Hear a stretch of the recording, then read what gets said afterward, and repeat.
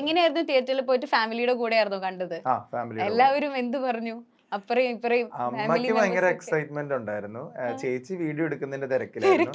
അച്ഛൻ സൈഡിൽ ഇരുന്ന് ഇങ്ങനെ കണ്ടോണ്ടിരിപ്പുണ്ടായിരുന്നു. അപ്പൊ അമ്മ ഇടയ്ക്കിടയ്ക്ക് ഇങ്ങനെ വിളിക്കും, കൊള്ളാം എന്നൊക്കെ പറഞ്ഞിട്ട്. ഇത് ഇറങ്ങിയപ്പം വീഡിയോ ഒരു ഞാൻ പാടുന്നതിന്റെ ഒക്കെ സംഭവം വെച്ചിട്ടുള്ള ഒരു അപ്പൊ അത് ഹരിജിയുടെ കൂടെ ആയിരുന്നു. അപ്പൊ അതിൽ എന്റെ ഒരു ലൈക്ക് ഞാൻ പാടുന്ന വീഡിയോ കാണിച്ചു, ഇൻട്രൊഡ്യൂസിങ് ഗോകുൽ ഗോകുമാർ എന്ന് കാണിച്ചു.